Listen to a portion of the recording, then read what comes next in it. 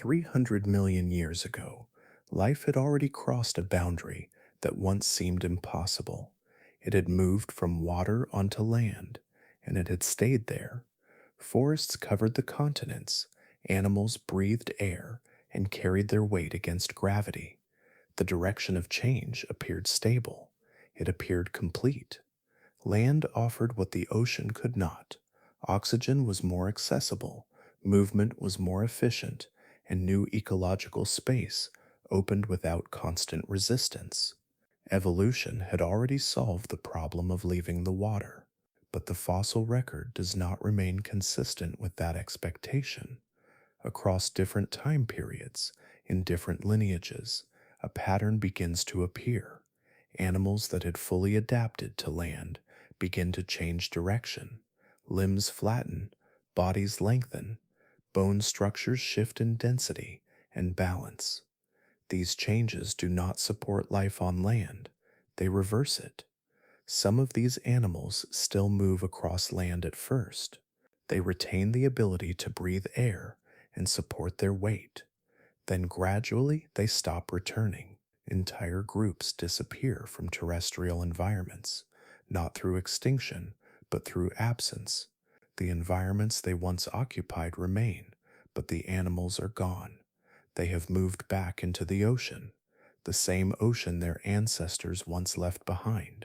The shift does not occur once, it repeats across different groups and across different periods. Something on Earth had changed. Tonight, we examine the forgotten age when animals abandoned land and returned to the sea. But before we begin, I'm curious where you're listening from and what the time is there right now. It's always interesting to think of this story reaching you wherever you are. If you enjoy these steady journeys into Earth's distant past, you can support the channel by leaving a like and subscribing. Now, let's trace the moment when life changed direction and moved back toward the sea. Time had already carried life far from the shoreline into landscapes that no longer remembered the pull of tides. Across the late Paleozoic world, continents stretched wide and varied, their surfaces no longer barren, but layered with living systems that intertwined and endured. Forests rose in dense expanses, their canopies filtering dim light onto thick undergrowth, while beyond them, open plains and early deserts formed under shifting skies. The land was no longer an experiment, it had become a home. Within these environments, a quiet transformation had taken hold. Earlier forms that once lingered near water had given way to creatures fully committed to the solidity beneath them. Among them, reptiles began to emerge with increasing presence, their bodies shaped not by the needs of shallow edges, but by the demands of distance, dryness, and independence. Their skin resisted moisture loss, their movements no longer tied to the soft margins of wetlands, and their internal systems carried a subtle but decisive advantage. At the center of this shift was a structure small enough to be overlooked, yet powerful enough to redefine the limits of life. The amniotic egg held within it a controlled world, a sealed environment where development could unfold without exposure to open water. Membranes protected the embryo, nutrients were enclosed, and waste was managed within its boundaries. It allowed reproduction to leave the ponds and rivers behind, carrying the next generation into places where water existed only in the air or deep beneath the ground. With this adaptation, movement across land became more than temporary, it became generational. Reptiles spread outward, not as scattered pioneers, but as established inhabitants.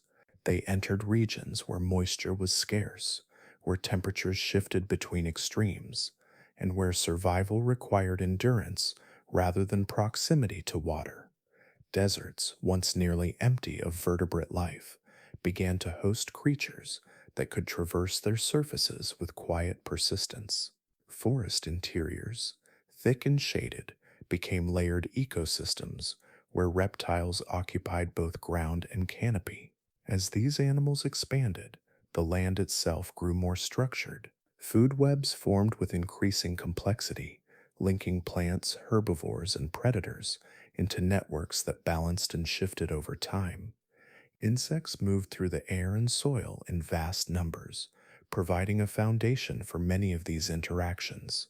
Larger creatures followed, shaping the vegetation through feeding and movement, while smaller ones adapted to niches within bark, leaf litter, and stone. Rivers cut through these systems, but they no longer defined them.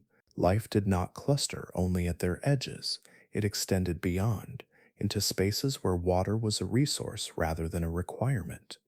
The air, rich in oxygen, supported active movement and sustained larger bodies. Gravity, once a challenge, had become an accepted force, met with bones and muscles designed to carry weight efficiently across uneven ground. Stability began to settle over these environments, not as stillness, but as continuity. Seasons changed, climates shifted gradually, and ecosystems adapted without collapsing. The land supported cycles that repeated and evolved, allowing life to refine itself within established boundaries. Reptiles, among others, became part of this steady rhythm, their presence woven into nearly every terrestrial setting. By this point in Earth's history, the conquest of land was no longer uncertain. It had been achieved, reinforced, and expanded. The world above the waterline held its own balance, its own opportunities, and its own enduring patterns, shaped by creatures that no longer looked back toward the sea. Above the surface, the air itself offered something the ocean could not easily provide. It held oxygen in a form that could be drawn in without resistance, filling lungs with each measured breath. In water, oxygen remained scattered and diluted, requiring constant extraction through specialized structures. On land, it flowed freely, surrounding every movement, sustaining bodies with less effort. This quiet abundance allowed organisms to support higher levels of activity, to grow larger, and to remain active for longer stretches without the same energetic cost. Movement, too, unfolded differently across solid ground. In water, every motion pressed against density, each push met with drag that slowed and reshaped the body's path. On land, limbs found purchase against a stable surface, converting effort into forward motion with greater efficiency. Muscles worked against gravity, yet each step carried farther for the energy spent. Over time, skeletal structures aligned with this advantage, forming joints and supports that distributed weight and reduced strain. Locomotion became not only possible, but economical. In these conditions, space opened in ways that had no clear parallel beneath the waves. The oceans, long established, were filled with competing forms, each occupying roles refined over immense spans of time. On land, by contrast, many ecological positions remained unclaimed. Herbivores could shape new feeding strategies among unfamiliar plant structures, while predators followed, adapting to pursuits across uneven terrain. The absence of long established competition allowed experimentation to flourish, with lineages diversifying into forms that would have struggled to emerge in more crowded systems. Predation itself carried a different character in these early terrestrial worlds. While danger existed, it lacked the density found in marine environments, where movement in 3 dimensions increased encounters between hunter and prey. On land, visibility, shelter, and distance altered these interactions. Organisms could retreat behind obstacles, blend with surroundings, or traverse areas where predators were less concentrated. This relative reduction in immediate threat allowed populations to expand and stabilize, creating layered communities that persisted over time. Plants played a central role in shaping these advantages. Their structures anchored into soil, drawing nutrients upward and forming the basis of new food webs. Leaves captured light and transformed it into energy, building tissues that fed herbivores and indirectly all that followed.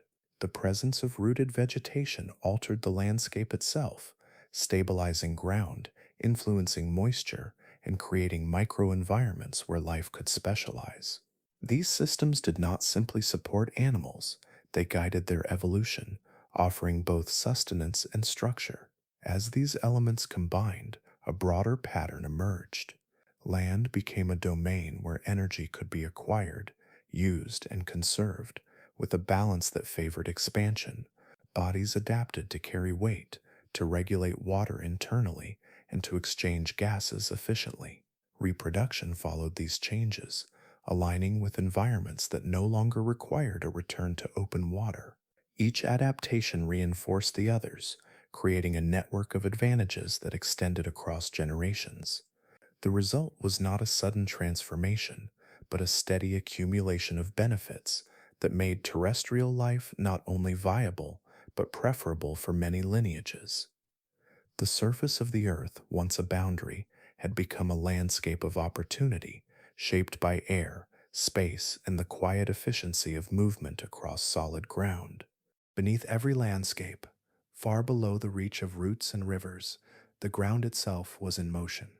What appeared solid and enduring at the surface rested upon vast plates that drifted slowly across the mantle, guided by forces too gradual to be seen in a single lifetime. Over spans of deep time, these movements reshaped the arrangement of continents, drawing them together into immense land masses, then pulling them apart again into scattered forms surrounded by ocean. As these plates shifted, coastlines advanced and retreated, mountains rose from compression, and basins opened where land once stood. Regions that had known long periods of stability found themselves altered, their climates and connections transformed. A forest could become isolated, a shoreline could vanish, and inland areas could suddenly feel the influence of distant seas.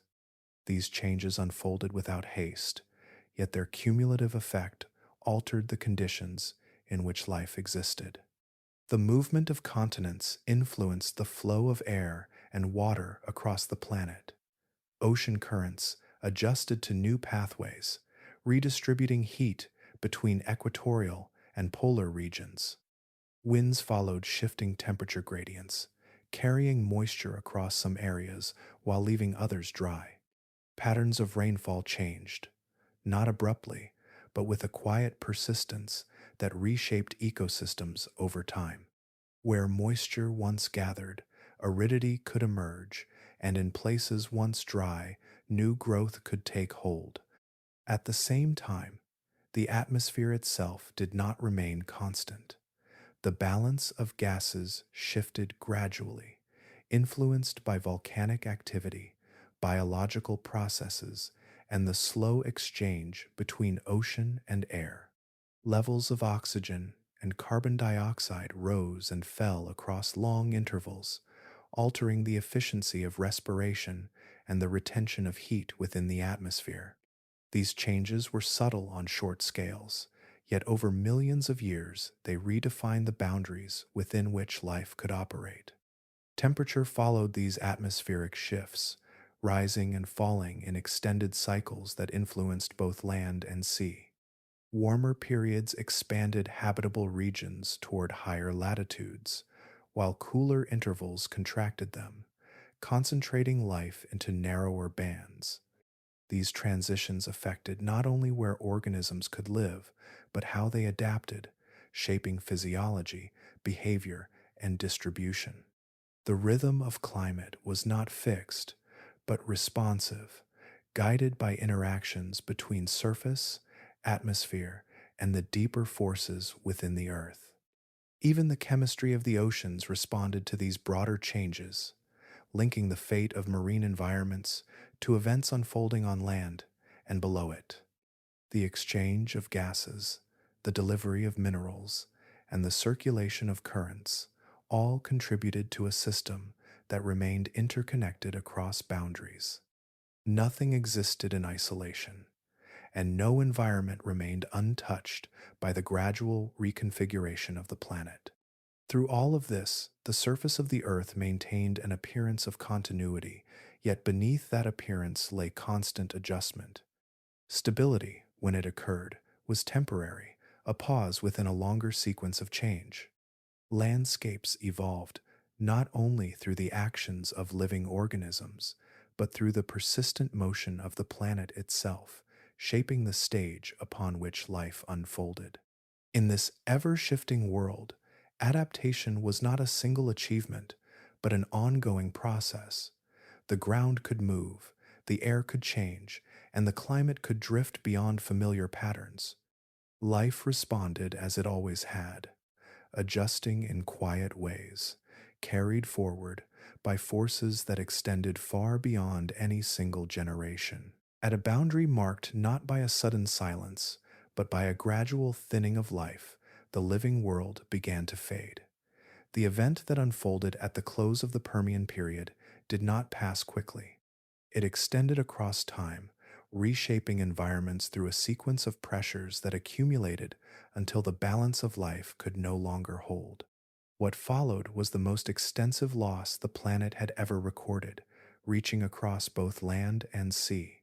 Species that had once filled their roles within intricate systems began to disappear, not all at once and not evenly, but steadily enough that the structure of ecosystems weakened. On land, plant communities diminished, reducing the foundation upon which herbivores depended. As these populations declined, predators followed, their numbers tied to the availability of prey.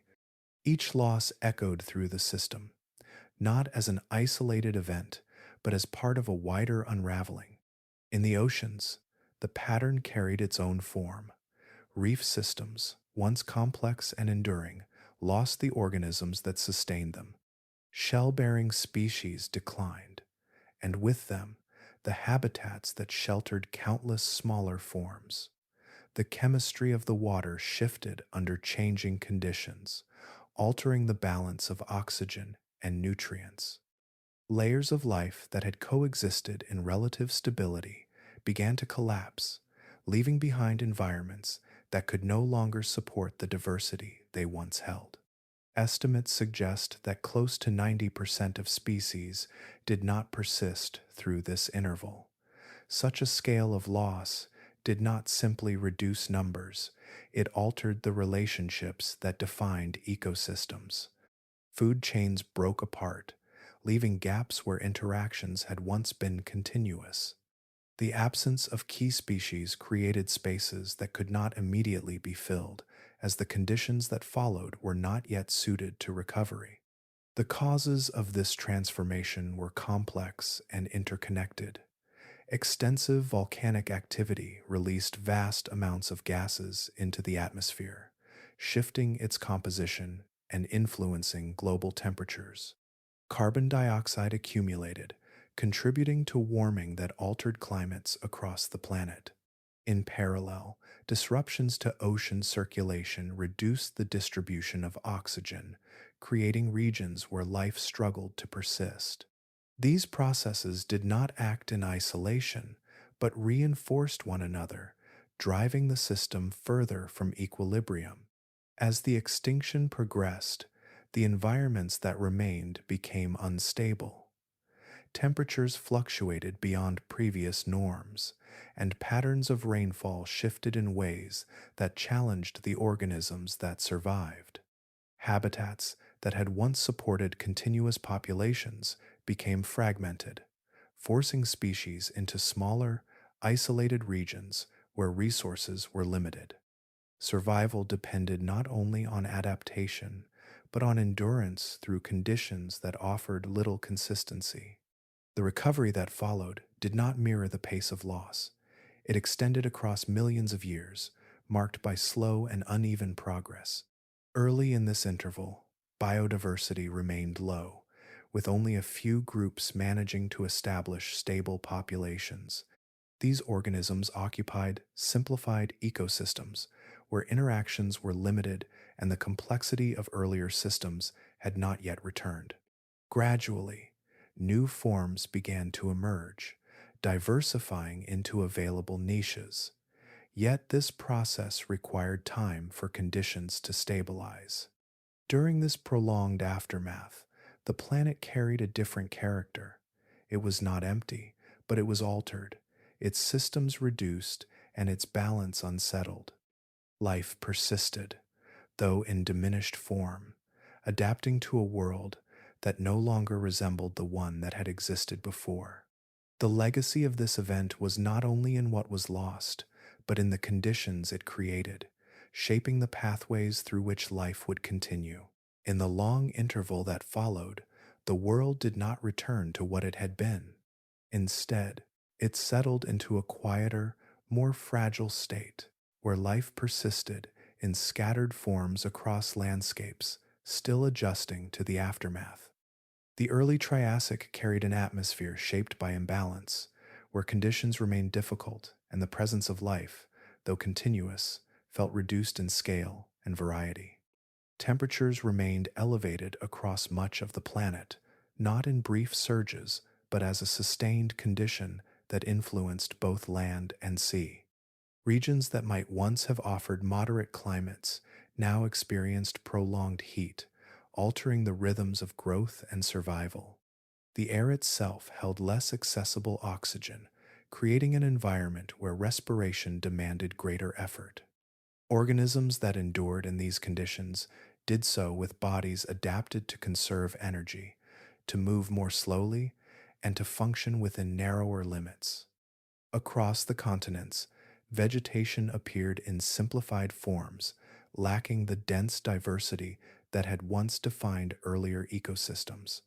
Plant communities were often dominated by a smaller range of species, their structures shaped by the need to withstand heat and irregular moisture.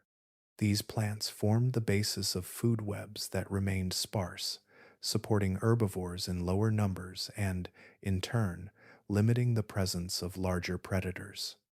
Each layer of the system reflected this reduction, creating environments where interactions were fewer and more widely spaced. Animal life followed a similar pattern. Many lineages that had survived the extinction event existed as remnants, their populations small and often confined to particular regions. Diversity was limited, not only in number but in form, with fewer specialized adaptations visible during this period. Generalist traits, those that allowed flexibility in diet and habitat, became more common, offering a means of persistence in a world where conditions could shift without warning. In aquatic environments, recovery unfolded with comparable restraint. Marine systems began to rebuild, yet the complexity of earlier communities had not returned. Certain groups found opportunities within these altered conditions, expanding into roles that had been left vacant, though the overall structure remained simplified. The balance between organisms and their surroundings continued to adjust, influenced by lingering changes in temperature, chemistry, and circulation. Over time, subtle signs of renewal began to emerge. New species appeared, not in sudden bursts, but through gradual divergence from those that had endured. Small variations accumulated, allowing organisms to explore the available ecological space. These changes were often incremental, yet they marked the beginning of a broader process through which ecosystems would regain complexity. Interactions between species slowly increased, forming the early outlines of more intricate food webs. Herbivores diversified in response to evolving plant life, and predators adapted in turn, following patterns that would become more defined in later periods.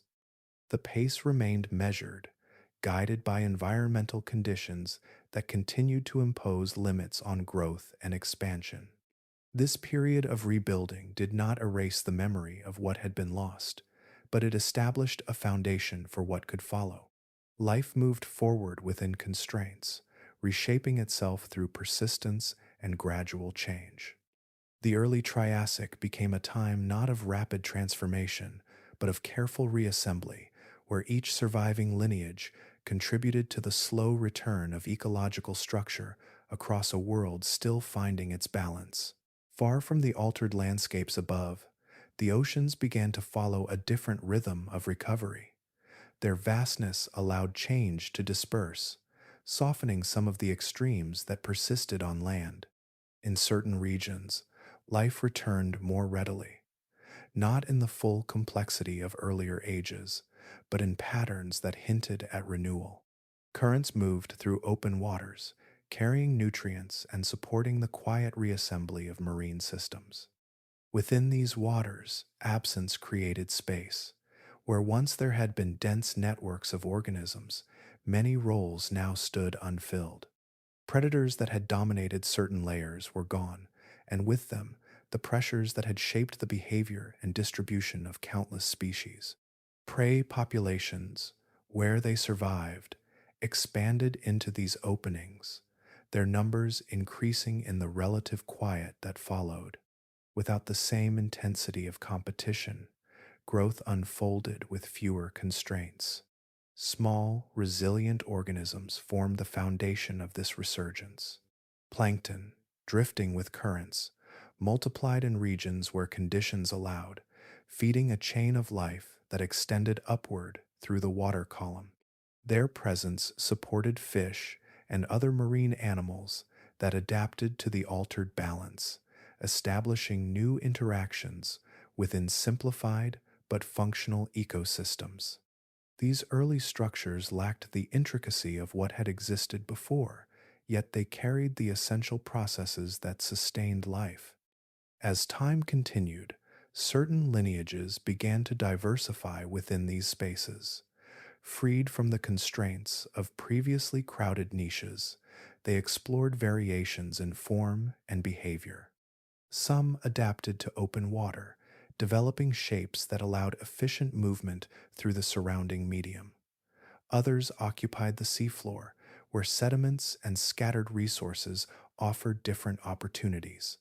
Each adaptation contributed to a gradual increase in ecological variety, though the overall system remained less dense than in earlier periods. The reduction of competition played a subtle but important role in this process. With fewer established rivals, organisms could extend into roles that might otherwise have been contested. Feeding strategies expanded, and habitats that had once been narrowly defined became more accessible. This did not eliminate struggle, but it shifted its nature, allowing new combinations of traits to persist and spread. In certain coastal regions, where land and sea met, these changes were particularly evident. Nutrient exchange between environments supported localized growth, creating pockets where marine life could establish more quickly. These areas acted as centers of activity from which species could disperse into broader regions as conditions allowed. The interplay between stability and variation guided this expansion, shaping the early stages of renewed marine diversity. Gradually, the oceans began to take on a different character, not yet a return to what had been, but a movement toward greater complexity. Food webs extended, interactions multiplied, and the distribution of life became more layered. Each addition built upon what had already formed, creating systems that, while still developing, carried a sense of continuity. In this setting, the ocean offered conditions that supported persistence and change in equal measure. It held resources that could be reached with less competition and space that invited occupation by those able to adapt. The absence left by earlier losses became, over time, a form of opportunity, allowing life to reorganize within a medium that had once been left behind and was now, once again, becoming a place of expansion. Along the narrow margins where land meets water, movement began to change in subtle ways. These were not dramatic returns, but quiet adjustments in behavior repeated across generations. Animals that had long remained inland began to spend increasing time near shorelines, drawn not by necessity alone, but by the shifting balance of opportunity that these edges provided. The boundary between environments, once clearly crossed in a single direction, became a place of overlap. At first, this shift appeared in patterns of feeding. Certain reptiles moved toward rivers, lagoons, and coastal shallows where prey gathered in accessible numbers. Fish, small invertebrates, and other aquatic organisms offered a steady source of nutrition, often requiring less pursuit than their terrestrial counterparts. Hunting in these environments required patience and stillness, a different rhythm than movement across open ground. Bodies that could remain partially submerged, with only minimal exposure above the surface, gained a quiet advantage. This behavior did not demand immediate structural change. Limbs still carried weight on land, lungs still drew air, and reproduction remained tied to terrestrial conditions.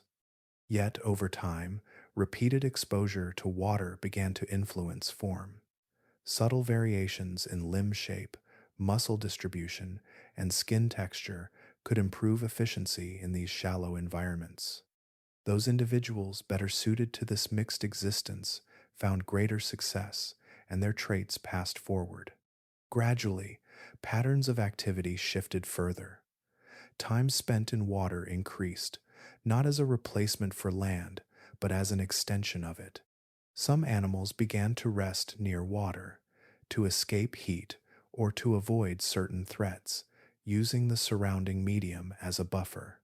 Others adapted their feeding strategies to include both terrestrial and aquatic sources, moving between environments with a growing ease that reflected incremental change rather than sudden transformation. Modern analogs offer a distant reflection of this stage.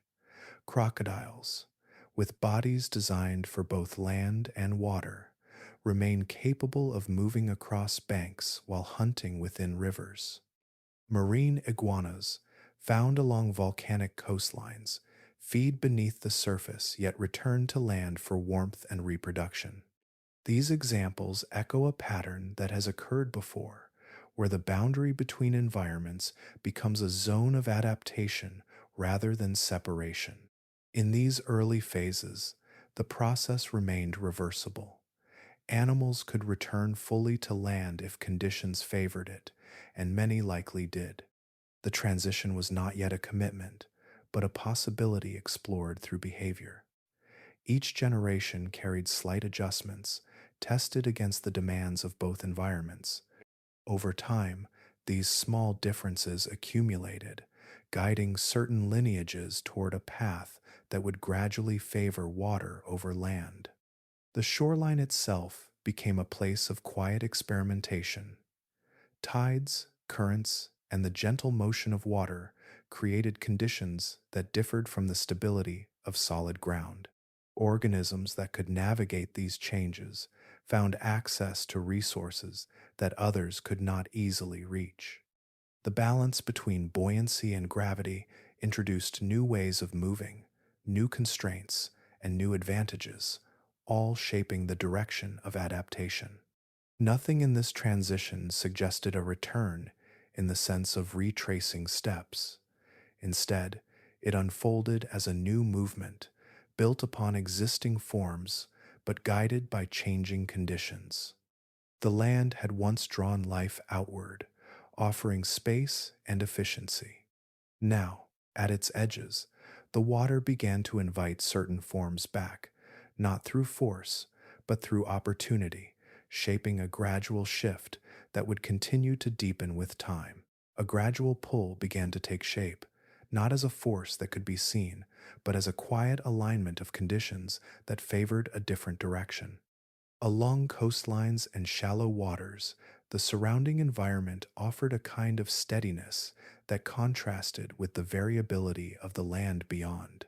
Temperature shifted more slowly within the ocean, moderated by its depth and movement, creating a range where extremes were softened and sudden changes were less frequent.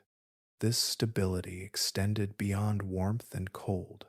The water itself carried bodies in a way that reduced the constant demand placed on muscles and bones.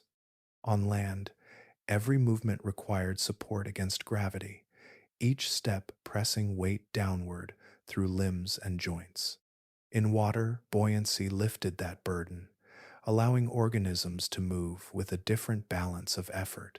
Bodies that entered this medium found a partial release from the strain of supporting their full mass, opening possibilities for size, shape, and motion that would have been more demanding on solid ground. As some animals spent more time within this environment, the benefits became clearer through survival and reproduction. Individuals that could navigate the water with greater ease, that could manage the transition between air and immersion, found access to conditions that supported persistence. The cost of movement shifted, and with it, the strategies used to obtain energy. Food sources within these waters added another layer to this shift. The ocean held forms of life that were not present on land or not available in the same abundance. Fish, soft bodied organisms, and drifting populations created a resource base that could be reached with less direct competition from terrestrial species. For those capable of exploiting these sources, feeding became less constrained by the limitations of land based ecosystems. At the same time, pressures that had developed across terrestrial environments remained present. Competition for space and resources continued among land dwelling organisms, shaping interactions that could limit expansion. Predators, herbivores, and omnivores occupied established roles, and new entrants into these systems faced challenges in securing their place. The shoreline, by contrast, offered an alternative where fewer competitors operated and where different strategies could succeed. The combination of these factors did not act in isolation. Stability and temperature supported consistent activity, buoyancy reduced physical strain, and accessible food provided energy with reduced competition. Together, they created conditions that favored continued interaction with the water. What began as periodic movement between environments gradually shifted toward longer periods of immersion, guided by the advantages that accumulated over time. Adaptation followed this pattern not through sudden transformation, but through gradual refinement. Bodies adjusted to balance life between air and water, with each generation carrying slight variations that influenced success. Some lineages retained strong ties to land, while others leaned further into the aquatic environment, their behaviors and forms reflecting the conditions they encountered most often. In this way, the ocean became more than a boundary that had once been crossed.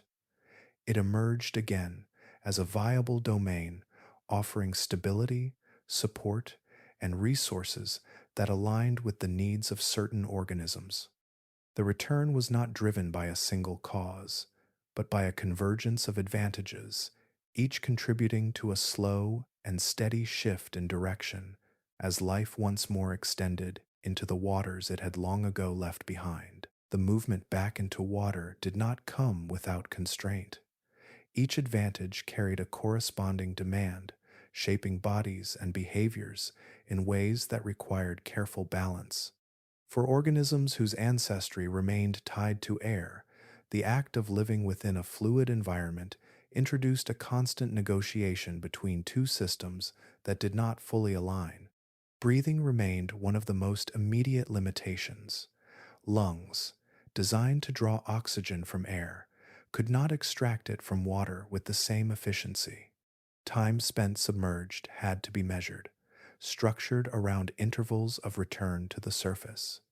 This pattern imposed a rhythm that influenced feeding, movement, and rest. Animals learned to surface with minimal exposure, refining their control over breath and timing. Over generations, internal adaptations improved oxygen storage and usage, yet the need to access air never fully disappeared. Movement, though supported by buoyancy, carried its own challenges. Water resisted motion in ways that demanded different forms of propulsion. Limbs that once pressed against solid ground encountered a medium that flowed and shifted, requiring continuous force to maintain direction and speed. Early forms, still shaped for terrestrial movement, moved less efficiently in this environment, expending more energy to achieve progress.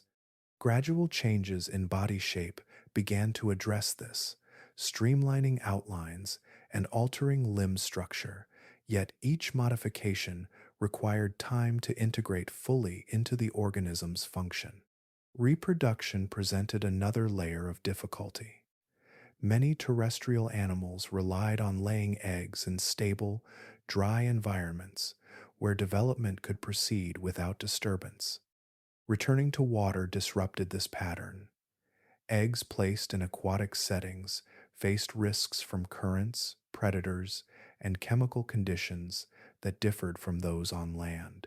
Some species continued to return to shorelines for reproduction, maintaining a connection to terrestrial spaces even as their lives became increasingly aquatic. Others began to explore alternative strategies, though these changes unfolded slowly and unevenly across different lineages. These constraints shaped a series of trade-offs that defined the process of returning. Increased time in water offered access to resources and reduced certain pressures, yet it also demanded adjustments that could limit performance in other areas. Bodies adapted to swim more efficiently often lost some capacity for effective movement on land. The balance between these capabilities shifted gradually, with each step toward specialization narrowing the range of environments in which an organism could function equally well. Energy allocation became central to this balance. Maintaining the ability to move between land and water required versatility, while increasing specialization favored efficiency within a single environment. Different lineages resolved this tension in different ways, some retaining a dual lifestyle, others committing more fully to the aquatic domain. Each pathway carried its own advantages and limitations, shaped by the conditions in which the organisms lived. Through this process, adaptation remained a matter of compromise. No change occurred without consequence, and no advantage existed without a corresponding cost. The return to water was not a simple reversal, but a transformation guided by the need to reconcile conflicting demands. Life adjusted through gradual shifts, finding ways to persist within these constraints, reshaping itself in response to a medium that offered both opportunity and challenge in equal measure. From scattered traces in ancient rock, a new form of life begins to take shape, one that no longer lingers at the edge but moves with growing confidence through open water. These early marine reptiles do not appear as gradual extensions of shoreline dwellers alone, but as lineages already shifting in direction, their bodies reflecting a commitment that deepens across generations. Among them, the earliest ichthyosaurs emerge as one of the clearest expressions of this transition. Their ancestry remains rooted in terrestrial reptiles, yet their form begins to diverge in ways that align more closely with the demands of a fully aquatic existence. The body lengthens, becoming more uniform in width from head to tail, reducing irregularities that would disturb movement through water. Limbs shorten and broaden, their structure shifting from weight-bearing supports into surfaces that interact with the surrounding medium. These changes unfold with a pace that appears rapid when viewed across the fossil record. In comparatively short spans of geological time, the outlines of these animals transform, moving from forms that still suggest a connection to land into shapes that are unmistakably adapted for swimming. The spine becomes more flexible, allowing for undulating motion, while the tail develops a stronger role in propulsion, driving the body forward with increasing efficiency. Streamlining becomes a defining feature, surfaces smooth, contours align with the direction of movement, and resistance is reduced through the refinement of shape. The head narrows, often extending into a pointed structure that can move through water with minimal disruption. openings for limbs and joints become integrated into the body's outline, minimizing drag and supporting sustained motion. These adaptations do not arise in isolation, but as part of a coordinated shift that affects the entire organism. Fossils preserve these transformations in quiet detail. Skeletal remains reveal the gradual modification of bones, showing how limbs once suited for walking take on new proportions and arrangements. The density of bone changes in some regions, reflecting adjustments to buoyancy and balance within the water column. In certain specimens, the preservation is detailed enough to suggest the presence of soft tissues that once surrounded the skeleton, hinting at body shapes even more streamlined than bone alone would indicate. Some fossilized forms show evidence of advanced swimming capabilities early in their development, suggesting that once the transition began, natural selection favored those individuals best suited to aquatic movement. The accumulation of these traits across generations created lineages that no longer depended on land for daily activity, their lives unfolding increasingly within the ocean's expanse. As these reptiles diversified, variations in size, form, and feeding strategy began to appear. Some developed longer snouts suited for capturing small, agile prey, while others exhibited stronger jaws capable of handling larger organisms. This diversification reflects the expanding ecological roles available within recovering marine systems, where new niches could be occupied by those able to adapt. Through these early marine reptiles, the shift toward water becomes more defined. The balance of traits moves steadily away from terrestrial constraints, guided by the demands of a different environment. What began as occasional interaction with water now takes on a clearer direction, shaped by bodies that carry within them the record of change, preserved in stone and carried forward through time. Where bone once met ground with purpose, its role began to soften, then to change entirely. The limbs that had supported bodies against gravity no longer carried the same demands, and with that shift, their structure began to follow a different path. This was not a sudden loss of function, but a gradual redirection, guided by the medium through which these animals now moved more often. In earlier forms, limbs retained the proportions needed for walking, with joints capable of bearing weight and generating force against solid surfaces. Yet, as time and water increased, these same limbs encountered resistance rather than support. Each movement required pushing against a fluid that flowed around them, dispersing effort unless the surface area was broad enough to engage it effectively. Over generations, subtle changes began to accumulate, shortening certain segments while widening others, altering the way force was applied. The bones within these limbs responded to this shift in function. Elongated elements compressed, becoming more compact, while the distal portions expanded, forming broader structures that could interact with water more efficiently. Fingers and toes, once distinct and flexible for gripping or balance, became more unified in their movement, sometimes bound together by connective tissue that increased the effective surface. These modifications transformed limbs into paddle-like forms, capable of generating thrust with each stroke. As this transformation progressed, the joints themselves underwent change. Structures that had allowed for a wide range of motion on land began to lose their necessity. Stability in water required controlled, repetitive movement, rather than the varied articulation needed for navigating uneven terrain. Weight-bearing joints diminished in prominence, their robustness reduced as the demand for supporting the body against gravity lessened. In their place, more streamlined connections developed, favoring smooth, continuous motion through the surrounding medium. This shift did not occur uniformly across all lineages. Some retained partial functionality on land for longer periods, maintaining joints that allowed limited terrestrial movement. Others moved more fully into the aquatic environment, their limbs becoming increasingly specialized, their capacity for walking reduced until it was no longer practical. The balance between these states reflected the degree to which each lineage committed to life in water.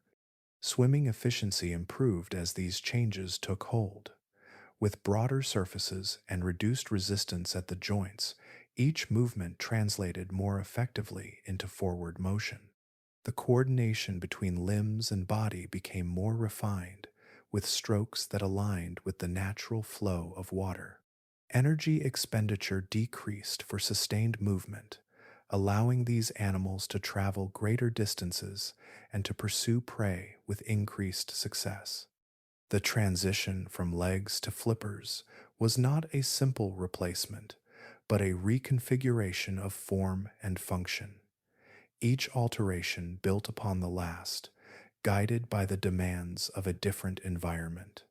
Over time, the memory of terrestrial movement faded within these structures, replaced by shapes that belonged fully to the water. Through this process, the body itself adapted to a new logic, one defined not by contact with solid ground, but by interaction with a medium that supported and resisted in equal measure. Limbs, once tools for walking, became instruments of propulsion, their transformation marking a clear step along the path from land to sea. Seen in profile against the surrounding water, the outline of these animals began to smooth into a continuous curve, as if the body itself were learning to follow the path of least resistance. Edges that once broke the flow softened, and irregularities diminished, allowing movement to pass more cleanly through the medium. This reshaping did not occur in isolation, but as part of a broader alignment between form and environment, guided by the constant presence of water pressing from all sides. Drag, though invisible, exerted a persistent influence.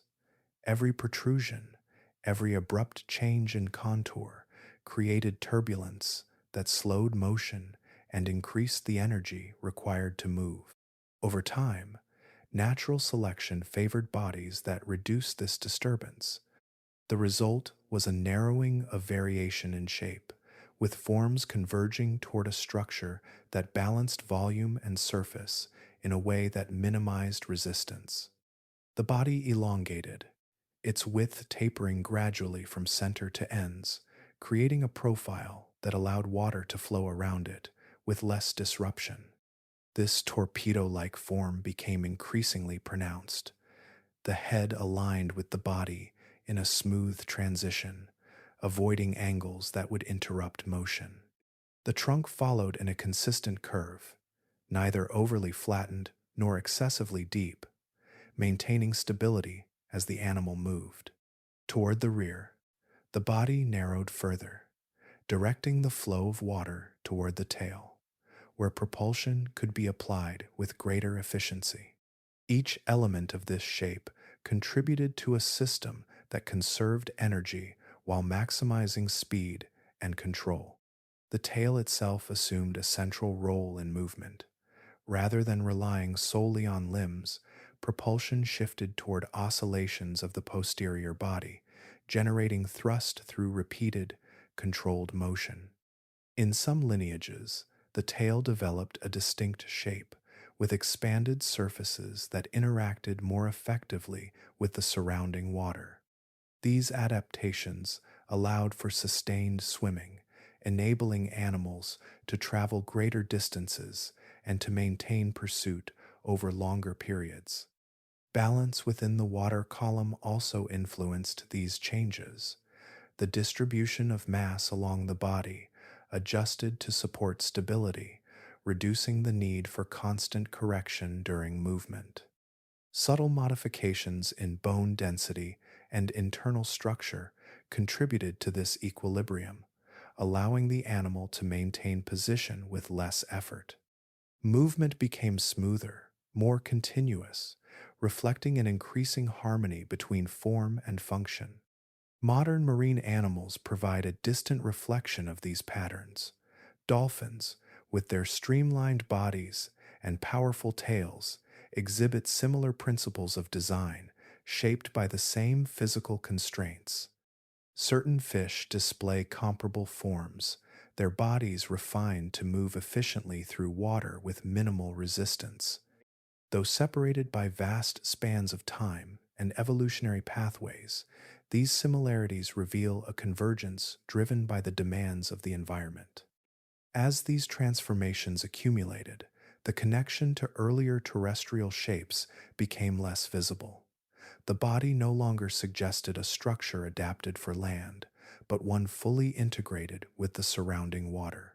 Each curve, each proportion, carried the imprint of a medium that required efficiency and continuity. Through this gradual refinement, the animal became not merely capable of swimming, but shaped by it.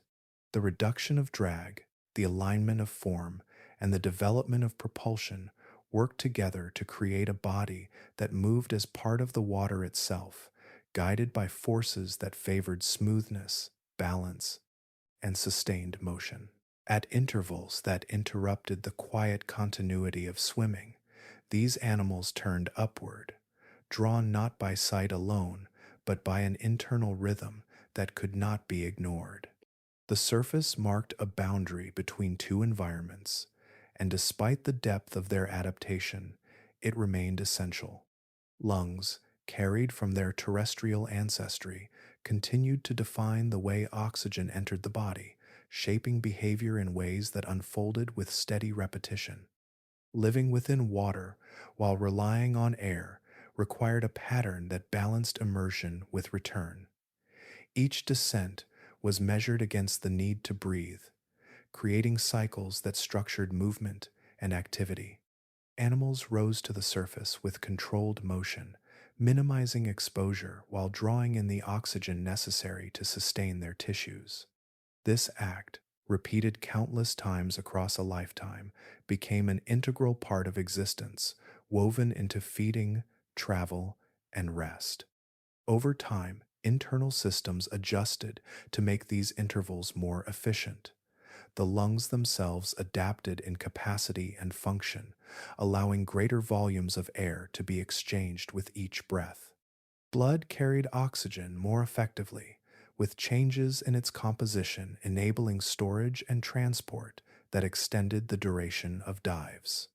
Muscles became capable of operating under lower oxygen conditions, maintaining activity even as reserves diminished. These physiological shifts did not eliminate the need to surface, but they expanded the possibilities within each cycle. Dives could last longer, movements could extend farther from the point of last breath, and foraging could occur at greater depths.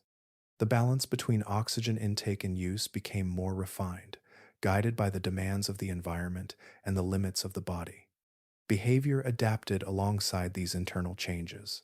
Some animals developed patterns of movement that conserved oxygen, reducing unnecessary exertion during dives. Gliding phases, where momentum carried the body forward with minimal effort, alternated with active propulsion.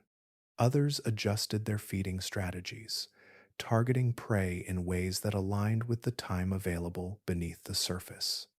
Each approach reflected an ongoing negotiation between the need to breathe and the opportunities presented by the water. Limits remained, shaping the extent of these adaptations. Depth and duration were constrained by the amount of oxygen that could be stored and by the pressure exerted by the surrounding water. As animals descended, the increasing pressure influenced both body and breath, requiring structural and behavioral adjustments to prevent harm. These factors defined the range within which each species could operate, creating variation in diving capacity across different lineages. The act of surfacing itself became more than a simple return. It required awareness of position, timing, and the presence of potential threats. Emerging too slowly or too frequently could expose an animal to danger, while delaying too long risked depletion of oxygen reserves.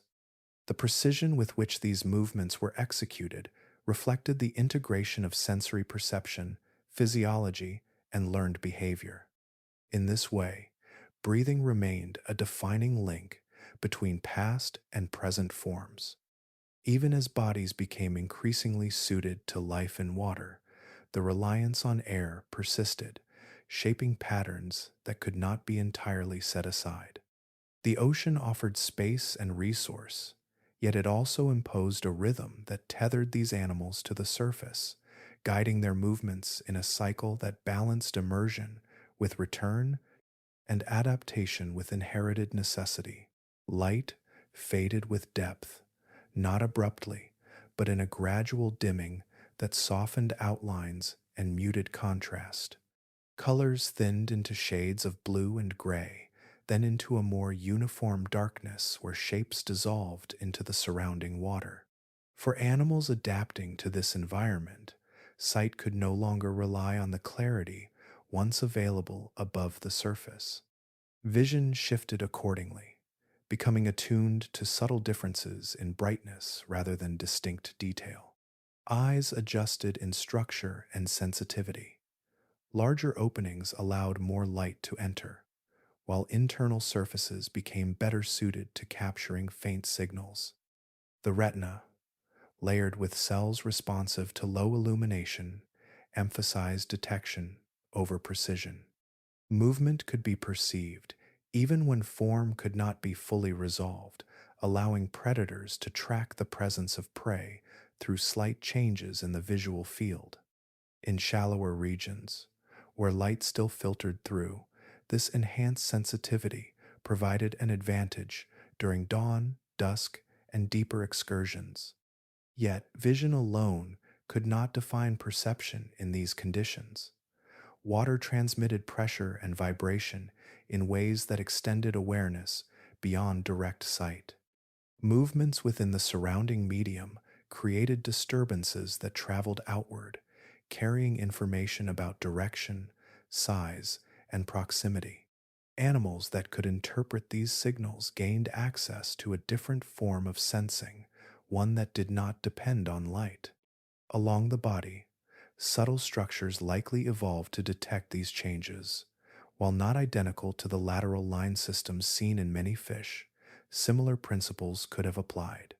Receptors sensitive to shifts in pressure allowed organisms to perceive the movement of nearby objects, even in near darkness. The approach of another animal, the displacement caused by swimming, or the slight turbulence left in the wake of passing bodies could all be registered through these mechanisms. This expanded sensory field transformed how hunting occurred. Instead of relying solely on sight, predators could track prey through patterns of motion and disturbance. A small fish moving through the water created a signature that could be followed, even if it remained hidden from view.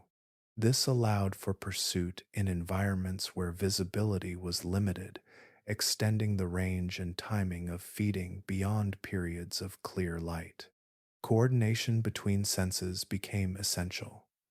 Vision provided context where available, while pressure detection filled the gaps where light could not reach. The integration of these inputs allowed for a more complete perception of the surroundings, enabling precise movements within a medium that constantly shifted. Navigation, too, depended on this combination, guiding animals through spaces where landmarks were not always visible. Over time, these adaptations refined the relationship between organism and environment. The ocean did not offer the same cues as land, and so perception adjusted to match its conditions. Sensory systems became tuned to the properties of water itself, interpreting signals carried through it rather than relying on direct contact or clear sight. In this way, the world within the ocean was not empty of information, but filled with signals that required different forms of awareness. Animals that adapted to these conditions moved with a quiet precision, guided by senses that extended beyond what could be seen, shaping their behavior in an environment where perception flowed through the medium as steadily as the water itself. Across the open water, forms began to appear that no longer carried the hesitation of transition. Their movement was continuous and assured, bodies shaped in a way that allowed them to travel with speed and control through vast stretches of ocean. Among these, ichthyosaurs rose to prominence, their presence spreading across regions that were once separated by distance and changing seas. Their outlines bore a striking resemblance to creatures that would emerge much later, streamlined and balanced, with a body that tapered smoothly from head to tail. This similarity did not arise from shared ancestry with those future forms, but from the same physical demands imposed by water. Efficiency favored certain shapes, and ichthyosaurs came to embody that solution with remarkable clarity. Their heads extended forward, often lined with teeth suited for capturing swift prey, while their bodies remained compact and hydrodynamic. Movement defined their role within marine ecosystems. Strong tails, shaped to generate thrust, propelled them forward with sustained power. Their limbs, now fully transformed into flippers, provided stability and subtle control, allowing precise adjustments in direction. Together, these features supported a mode of swimming that was both fast and agile, enabling them to pursue prey across open water rather than relying on ambush alone. As active predators, ichthyosaurs occupied positions that required constant motion. Their diet included fish and other marine organisms, many of which were themselves adapted for speed. To succeed, ichthyosaurs developed the capacity to maintain pursuit over distance, combining bursts of acceleration with endurance that allowed them to outlast or outmaneuver their targets. Their sensory systems, already attuned to the properties of water, supported this behavior, guiding them through environments where visibility could vary. Fossil evidence provides insight into aspects of their life history that extend beyond movement and feeding. Among the most revealing discoveries are specimens that preserve embryos within the body of the adult, indicating that at least some ichthyosaurs gave birth to live young in the water. This adaptation removed the need to return to land for reproduction, allowing their entire life cycle to unfold within the marine environment. The position of these embryos, often oriented for head-first birth, suggests a process refined to reduce risk during delivery. This shift in reproduction reflects a deeper commitment to aquatic life. By retaining offspring within the body until they were developed enough to survive independently, ichthyosaurs ensured that their young entered the world already adapted to the conditions they would face. It also marked a departure from earlier patterns, where ties to land had remained necessary for laying eggs. Their distribution extended across multiple ancient oceans, as evidenced by fossils found on continents that are now widely separated. During the time of their existence, these landmasses were arranged differently, allowing marine connections that facilitated movement across vast regions. Ichthyosaurs adapted to a range of marine conditions, from coastal areas to deeper waters, demonstrating a versatility that contributed to their success. Through their rise, ichthyosaurs became one of the defining groups within marine ecosystems of their time. Their form, behavior, and life history illustrate a stage where the return to water was no longer tentative, but fully realized, carried forward by bodies that had become entirely suited to the open sea. In the same waters where streamlined forms moved with speed and precision, another shape emerged that followed a different design.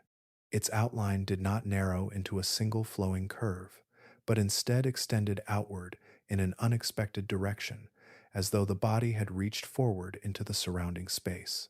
These were the plesiosaurs, their presence defined by a long neck that carried the head far from the center of the body. This structure created a form unlike the compact profiles of earlier marine reptiles. The torso remained broad and stable, supported by four strong flippers that moved in coordinated strokes, more reminiscent of rowing than the tail-driven propulsion seen in other groups. From this central mass, the neck extended in a flexible arc composed of numerous vertebrae that allowed controlled movement in multiple directions. The head, often relatively small, could be guided with precision through the water, independent of the body's main motion. Such a body plan suggested a different approach to feeding. Rather than relying on speed to overtake prey, plesiosaurs could position themselves within the water and extend their necks to reach targets with minimal disturbance. This allowed them to approach more quietly, reducing the chance of alerting nearby organisms. The separation between body and head created a zone of interaction that was less affected by the movement of the larger mass behind it. In open water, this strategy offered advantages in environments where prey might be scattered or sensitive to sudden motion. The ability to make small, controlled adjustments with the head and neck allowed for a form of hunting that emphasized precision over pursuit. Fish and other marine animals could be captured with swift, localized movements, guided by sensory input adapted to the surrounding conditions. The differences between plesiosaurs and ichthyosaurs extended beyond feeding behavior.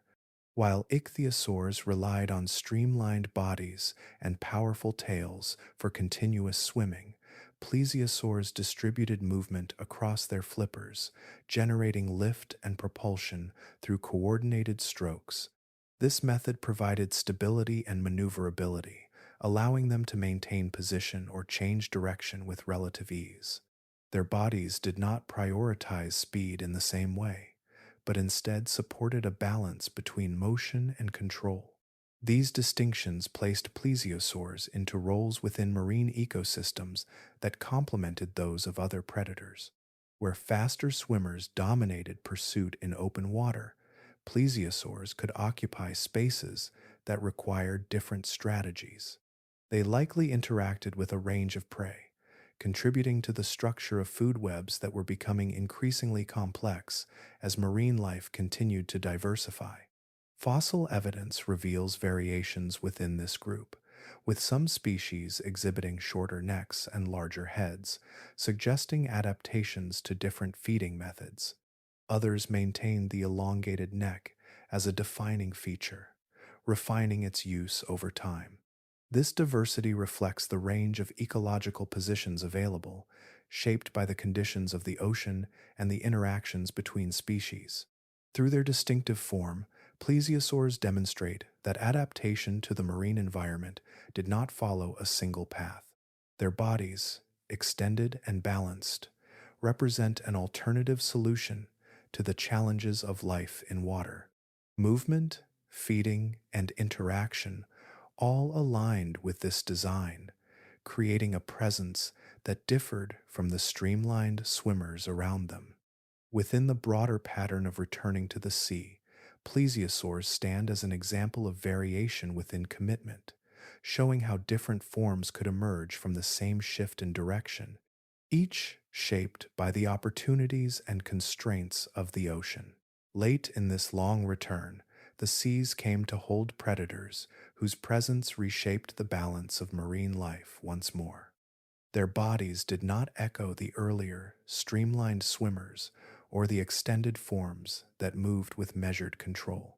Instead, they carried a different design, one that combined strength with flexibility, allowing them to move through the water with a confidence suited to their role. These were the mosasaurs, rising during a time when marine ecosystems had grown more complex and densely populated.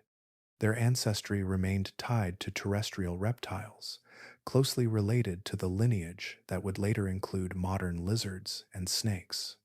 This connection could still be seen in aspects of their skeleton, particularly in the structure of the skull and the arrangement of the jaws. Yet, their bodies had adapted fully to the ocean, elongating into forms that could generate powerful motion through lateral undulation, much like the movement of their distant relatives on land. Size varied across different species, but many mosasaurs reached lengths that placed them among the largest predators of their time. Their presence within the water column carried weight, not only in physical scale, but in ecological influence. As they moved through marine environments, they occupied positions at or near the top of the food chain, interacting with a wide range of prey and shaping the distribution of other species through their feeding behavior. The jaws of mosasaurs reveal much about their role. Equipped with rows of sharp teeth, often curved and robust, they were capable of seizing and holding onto struggling prey.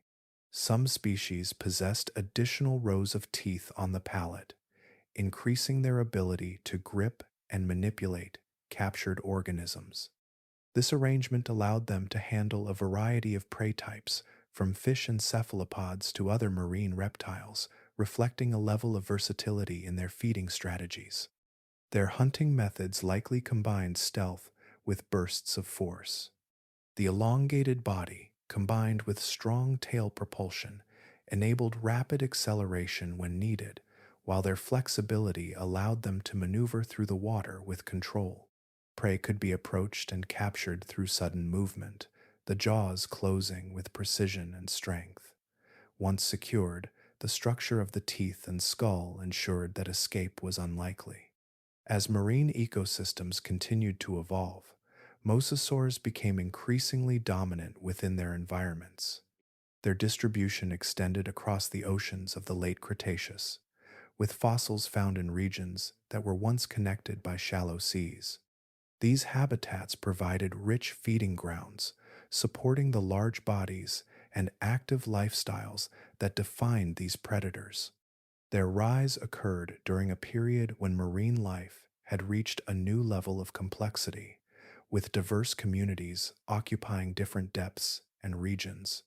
Within this structure, mosasaurs played a central role, influencing the interactions between species and contributing to the dynamic balance of the ocean.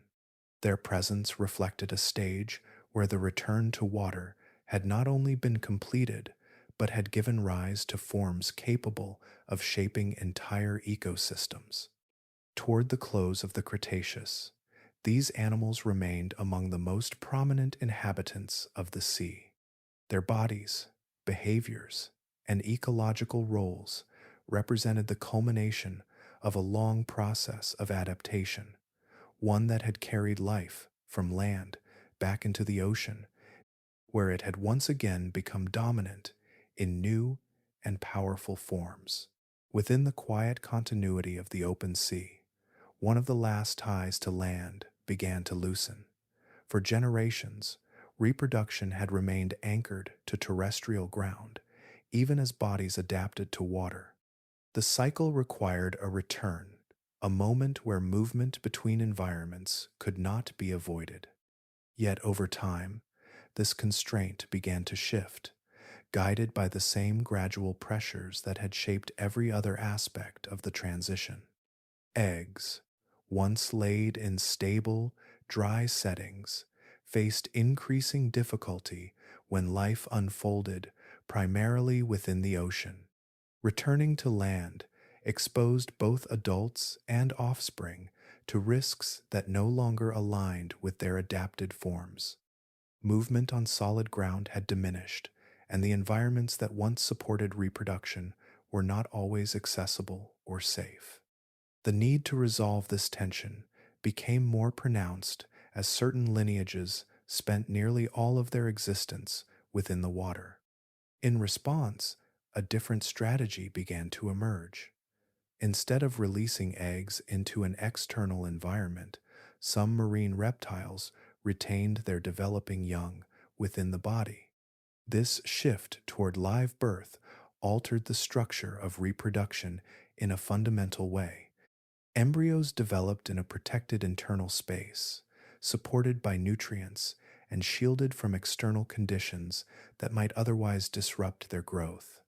The moment of birth no longer required a return to land, allowing it to occur within the same environment where life would continue. Fossil evidence preserves this transition with remarkable clarity. In certain specimens, the outlines of embryos are visible within the body cavity of adult individuals, arranged in positions that reflect the process of development. Some fossils show multiple embryos at different stages, suggesting that reproduction could involve more than a single offspring. In rare cases, the position of the young indicates that birth was imminent, providing a direct glimpse into a moment that would otherwise remain unseen. These findings reveal not only the presence of live birth, but the manner in which it was adapted to aquatic life. The orientation of embryos suggests that delivery occurred in a way that minimized risk, often with the head emerging first, allowing immediate access to the surrounding water. This contrasts with patterns seen in many terrestrial animals, where different orientations are common. Such details reflect the influence of the environment on even the most fundamental biological processes. The shift to internal development required physiological changes that supported the growth of embryos within the parent. Nutrient transfer, waste management, and the regulation of internal conditions all became part of a system that replaced the external environment of the egg. These changes did not arise abruptly, but through incremental adjustments that allowed each generation to refine the process.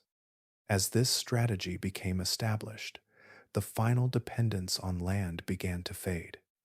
Reproduction, once the last connection to terrestrial life, now unfolded entirely within the ocean.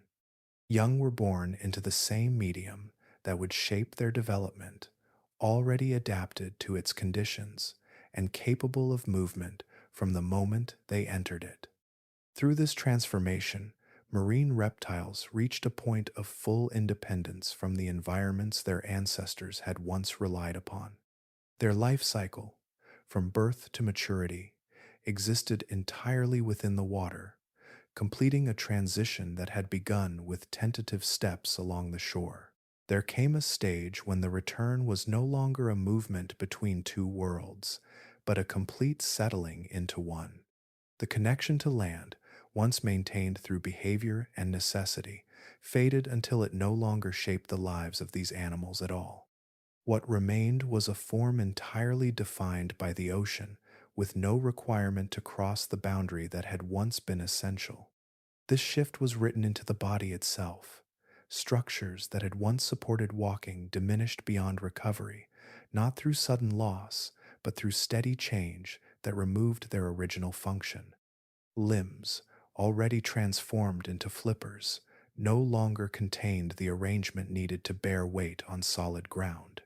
Joints that had allowed upright support became simplified, aligned instead for movement through water. The skeletal framework, once balanced against gravity, adapted fully to buoyancy and fluid motion. The spine, too, reflected this commitment. Its flexibility supported undulating movement rather than the rigid support required for terrestrial posture. The distribution of mass along the body favored stability within the water column, not the shifting balance of movement across uneven terrain. Bones that had once endured compression under body weight adjusted in density and structure, aligning with a medium that supported rather than resisted. With these changes, the possibility of returning to land diminished until it disappeared entirely. Even if an individual were carried to shore, its body would not support effective movement there. The coordination, strength, and structure required for terrestrial life had been replaced by systems suited to a different environment. This was not a limitation imposed by circumstance, but the result of specialization carried to its full extent. Life cycles followed this transformation. Birth occurred within the water, growth unfolded within it, and maturity was reached without any need for contact with land. Feeding, movement, and reproduction all took place within the same continuous medium. There were no longer stages that required transition between environments, no moments where the cycle returned to its origin. Each generation existed entirely within the ocean, from beginning to end. This complete adaptation brought both stability and constraint. Within the water, these animals operated with efficiency and precision, their bodies aligned with the demands of their surroundings. Yet this alignment also meant that alternative environments were no longer accessible. The flexibility that had once allowed movement between land and sea had been replaced by a form that belonged wholly to one. Over time, this condition became a defining feature of their lineage. The gradual adjustments that had begun with occasional contact with water had accumulated into a state where the ocean was not simply a habitat, but the only viable one. The transition, once reversible, had passed a threshold beyond which return was no longer possible. In this way, evolution marked a point of no return, not through a single moment, but through the steady accumulation of change. Each adaptation reinforced the next, narrowing the range of conditions under which these animals could exist, while increasing their effectiveness within the one they had chosen. The ocean became not just a destination, but a final commitment, shaping bodies and lives that could no longer be separated from it. Within waters that had grown more intricate over time, the presence of large marine reptiles did not exist in isolation. They entered environments already inhabited by fish, early sharks, and other predators, each shaped by their own history within the ocean. These encounters did not always lead to direct conflict, yet they formed a network of interactions that gradually defined how life was distributed and sustained. Fish, in their many forms, occupied a wide range of positions within the water column.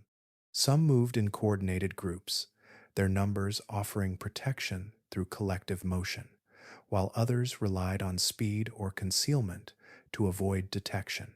Sharks, already adapted to life as active hunters, brought a different kind of pressure, their sensory systems attuned to subtle cues that revealed the presence of prey. Into this setting, marine reptiles introduced additional layers of predation, each group contributing its own methods and constraints. Rather than competing in identical ways, these organisms began to separate into distinct roles. This process, often referred to as niche partitioning, allowed multiple predators to coexist by focusing on different resources or employing different strategies. Some specialized in open water pursuit, tracking fast-moving prey across larger distances. Others operated closer to the seafloor or within shallower regions where different types of organisms were available. Even within similar spaces, variations in size, speed, and feeding mechanics created distinctions that reduced direct overlap. These divisions were not fixed at a single moment, but developed gradually as populations adapted to the presence of one another. A predator that focused on a particular type of prey reduced pressure on other species, allowing them to persist and diversify. In turn, prey adapted to avoid specific threats, altering their behavior, distribution, or physical traits. Over time, these adjustments created a dynamic balance where the actions of one group influenced the evolution and survival of others. Predator-prey relationships became more complex as these systems matured. The pursuit of food involved not only the ability to capture prey, but the capacity to anticipate and respond to its defenses. Speed, camouflage, sensory awareness, and group behavior all played roles in these interactions. A successful predator was not defined by strength alone, but by its ability to navigate a network of responses that extended through the ecosystem. As these relationships developed, the structure of the food chain became more layered. Energy flowed through multiple levels, from smaller organisms to larger ones, with each transfer shaped by the interactions between species. The presence of marine reptiles added new pathways within this system, connecting different parts of the food web and influencing the distribution of energy across it. Their feeding habits affected not only their immediate prey, but also the populations that those prey would have influenced. Sharks and marine reptiles, though both occupying high positions within the food chain, often differed in their approaches. Variations in movement, sensory capabilities, and feeding strategies allowed them to operate within overlapping yet distinct roles. This separation reduced direct competition while maintaining a balance that supported the continued presence of both groups. Through these interactions, marine ecosystems evolved into systems of increasing complexity, where survival depended on the ability to adapt within a web of relationships. Each species contributed to this structure, shaping and being shaped by the others. The ocean, once a place of recovery and opportunity, had become a domain where competition refined life into a network of interconnected roles, sustained through constant adjustment and response. At times, the boundary between land and ocean shifted so gradually that no single generation could perceive its movement. Yet over longer spans, it reshaped entire regions. The level of the sea did not remain fixed, rising and falling in response to changes in temperature, ice volume, and the slow motion of the planet itself. Coastlines advanced across low terrain, then withdrew again, leaving behind traces of their passage in layered sediments and altered landscapes. When sea levels rose, water spread into areas that had once been dry, filling basins and low-lying plains. These incursions formed shallow inland seas, broad bodies of water that connected distant regions and created new environments distinct from both deep ocean and terrestrial land. Within these shallows, light penetrated more easily, supporting the growth of organisms that depended on it. Nutrients carried from land mixed with marine systems, creating conditions where life could establish itself with relative abundance. These inland seas became corridors through which species could move. Areas that had been separated by land were now connected by water, allowing organisms to disperse across wider distances. Marine reptiles, fish, and other inhabitants expanded their ranges, following pathways that did not exist in earlier periods. This movement contributed to the mixing of populations, introducing new interactions and shaping the distribution of species across different regions. As sea levels later declined, these connections changed. Water receded from the interior, isolating bodies of water and transforming them into separate environments. Some species remained within these shrinking seas, adapting to changing conditions as salinity, temperature, and available space shifted. Others moved back toward the open ocean, following the retreating boundary. These transitions created patterns of expansion and contraction that influenced the composition of ecosystems over time. The rise and fall of sea levels also altered the availability of habitats. Shallow waters provided environments that differed from deeper regions, supporting communities that relied on sunlight and proximity to nutrient sources. When these areas expanded, they offered increased space for life to develop and diversify. When they diminished, competition intensified within the remaining habitats, leading to adjustments in population size and distribution. Climate played a central role in these processes. Changes in global temperature influenced the volume of water held in ice and the thermal expansion of the oceans. Warmer periods often corresponded with higher sea levels, while cooler intervals saw a reduction as water became locked within ice. These shifts were gradual, yet their effects accumulated, guiding the movement of coastlines and the formation of new environments. For marine reptiles and other ocean dwelling organisms, these changes shaped patterns of presence and absence across different regions. Some species adapted to the conditions of shallow seas, thriving in environments where prey was abundant and light penetrated the water. Others remained in deeper areas, their distribution influenced by the shifting boundaries between habitats. The availability of space and resources determined where populations could persist and how they evolved over time.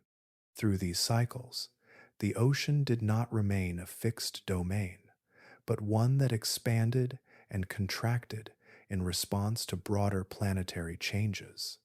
The interaction between water, land, and climate created a dynamic landscape, guiding the movement and adaptation of life. As coastlines shifted and seas formed and disappeared, the distribution of species followed, tracing patterns that reflected the continual adjustment of the Earth's surface. Beyond the shifting edges of continents, the ocean held a steadier rhythm, one that softened the extremes felt elsewhere. While land responded quickly to changes in sunlight and atmosphere, warming and cooling across shorter intervals, the sea absorbed and released heat more gradually. Its vast volume acted as a buffer, distributing energy across distance and depth, reducing sudden variation and creating conditions that changed with a slower, more measured pace. Within this environment, temperature remained more consistent over time. Seasonal fluctuations, where they occurred, were moderated by the movement of water and the mixing of layers. Even when surface conditions shifted, deeper regions retained a stability that persisted across longer intervals. For organisms living within these waters, this consistency provided a foundation upon which life could unfold without the need to adapt constantly to rapid change. This stability extended beyond temperature alone. The ocean, though dynamic in its currents and tides, maintained a continuity that contrasted with the variability of terrestrial environments. On land, conditions could alter through drought, fire, and the uneven distribution of moisture, creating periods where survival became uncertain. In the sea, such disruptions were less pronounced. While changes did occur, they tended to spread across larger scales, allowing organisms time to adjust rather than confront abrupt shifts. The absence of fire removed one of the most transformative forces present on land. Without the risk of widespread burning, habitats within the ocean remained intact over longer periods, supporting communities that could develop with fewer interruptions. Similarly, the concept of drought held less relevance beneath the surface, where water was not a limiting resource. This continuity of the medium itself ensured that organisms were not subject to the same cycles of scarcity that shaped terrestrial life. For marine reptiles and other ocean inhabitants, these conditions offered a form of refuge.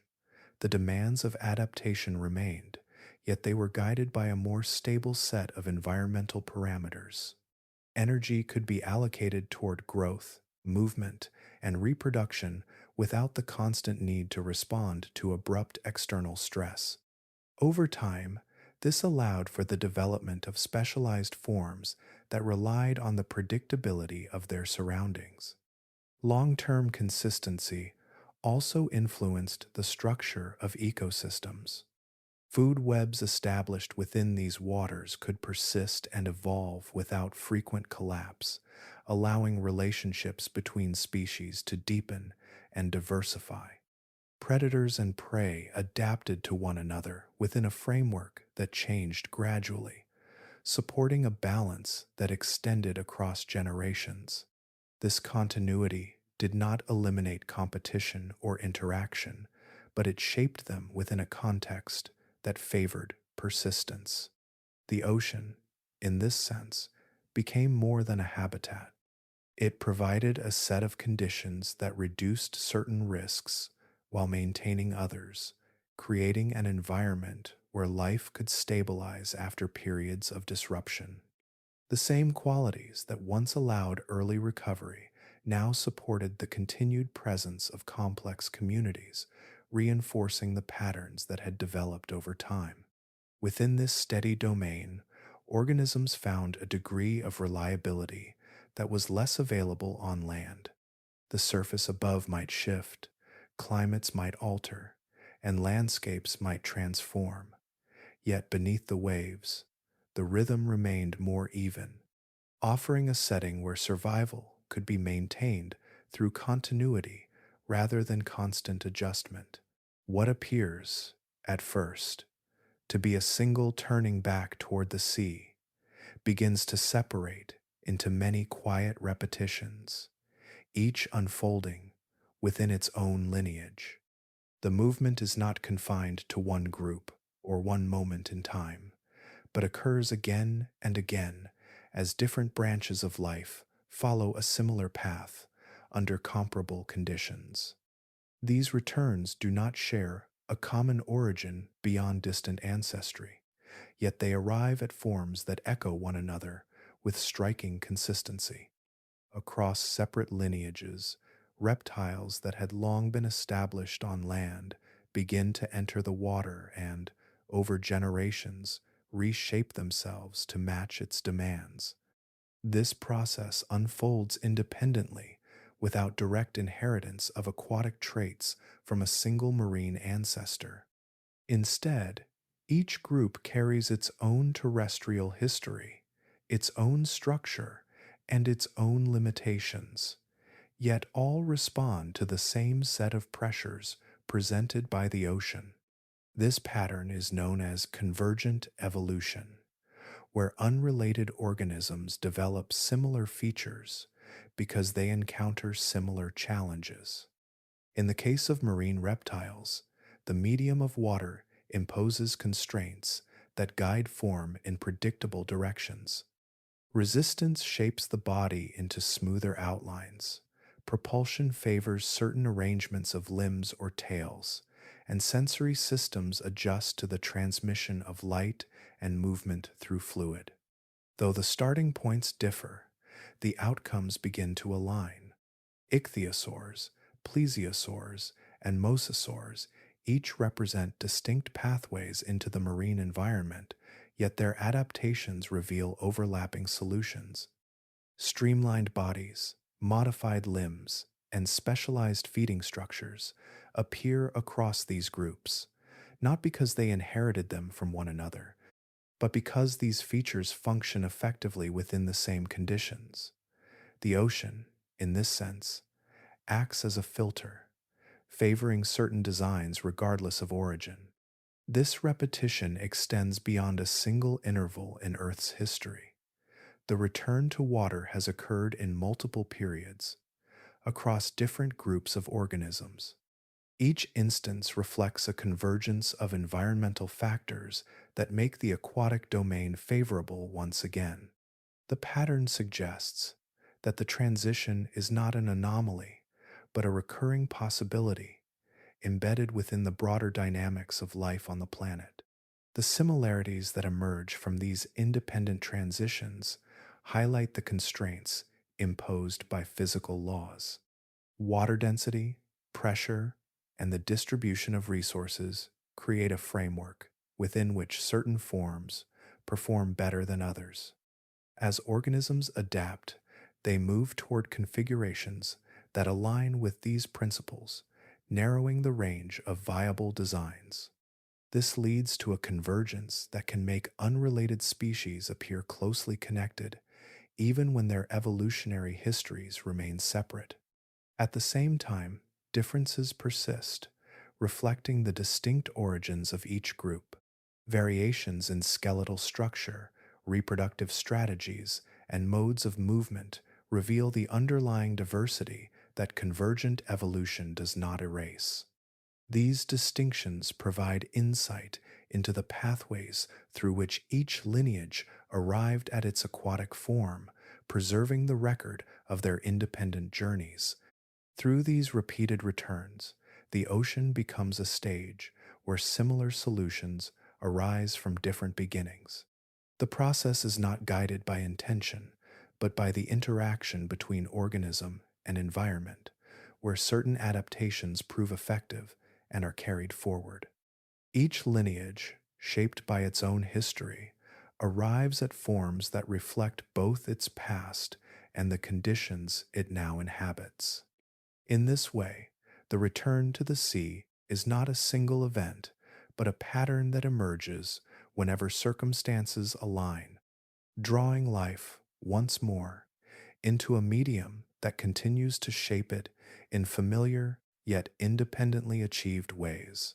Long after the age of marine reptiles had passed, the pattern did not disappear. It remained, unfolding again within entirely different groups shaped by the same conditions that had once drawn earlier lineages back toward the sea. The forms changed, the ancestry shifted, yet the direction echoed what had come before, as if the ocean continued to offer a familiar path under the right circumstances. Among the most striking examples are whales, whose origins trace back to land-dwelling mammals. Their early ancestors moved across terrestrial environments, supported by limbs adapted for walking and lungs designed for air. Over time, some of these mammals began to spend more time near water, gradually shifting their behavior and structure. Fossil evidence reveals a sequence of forms that bridge this transition, showing limbs reducing in their role on land while the body elongates and adapts to swimming. Eventually, these animals became fully aquatic, their hind limbs diminished, their forelimbs transformed into flippers, and their movement driven by powerful tails. Seals and sea lions present a different stage of this process. Their bodies retain the ability to move on land, though with limitations, while also functioning effectively in water. They divide their lives between both environments, returning to shore for rest and reproduction, yet spending much of their time swimming and hunting beneath the surface. Their limbs, modified into flippers, reflect a compromise between terrestrial and aquatic demands, illustrating a state where adaptation remains shared rather than fully committed. Marine turtles follow another pathway. Their ancestry lies with reptiles that once inhabited land, yet they have returned to the ocean in a way that parallels earlier transitions. Their limbs have become broad, paddle-like structures suited for sustained swimming, and their bodies are shaped to move efficiently through water. Despite this, they maintain a connection to land for reproduction, emerging to lay eggs before returning to the sea. This cycle reflects a balance between inherited constraints and new adaptations, echoing earlier stages seen in ancient marine reptiles. These modern examples reveal that the return to water is not confined to a single era. It emerges whenever environmental conditions align in ways that favor aquatic life. The advantages of the ocean, stability, resource availability, and reduced competition in certain contexts continue to draw organisms toward it. In response, evolution shapes their bodies along paths that resemble those taken millions of years earlier. The repetition of this pattern highlights the influence of physical and ecological constraints. Water imposes consistent demands, guiding form and function toward solutions that work within its properties. As a result, unrelated groups arrive at similar outcomes not through shared ancestry, but through shared challenges. Streamlined bodies, modified limbs, and adaptations for breathing and sensing within a fluid medium appear again, each time refined within the context of the lineage in which they arise. Differences remain, shaped by the starting point of each transition. Mammals bring with them traits distinct from reptiles, influencing how their adaptations unfold. Reproductive strategies, metabolic processes, and internal structures all reflect these origins, creating variations within the broader pattern. Yet, the overall direction remains recognizable, a convergence driven by the same environmental forces. Through these modern parallels, the story of returning to the sea continues, not as a singular event confined to the distant past, but as an ongoing expression of how life responds to opportunity and constraint. The ocean remains a domain that can be entered again, reshaping those that move toward it in ways that echo earlier journeys while forming new ones. Layer by layer, stone preserves a record that does not speak in single moments, but in sequences that unfold across time. Within these layers, the transition from land to sea is not captured as a sudden shift, but as a progression of forms, each carrying a mixture of traits that reflect both origin and adaptation.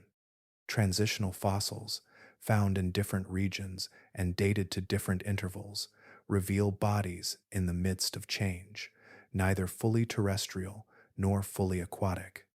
Some specimens display limbs that retain recognizable joints and proportions suited for movement on land, yet already show signs of alteration. The bones shorten slightly, the ends broaden, and the arrangement begins to favor interaction with water rather than ground. In later forms, these same limbs appear more flattened and compact, their structure reorganized into shapes that resemble paddles. When placed side by side, these fossils form a sequence that traces the gradual reshaping of movement, from weight-bearing steps to fluid propulsion. Comparisons between these limb structures provide insight into how function changed over time. Early bones reveal surfaces designed to withstand compression and support body mass, while later versions emphasize surface area and flexibility in a different direction.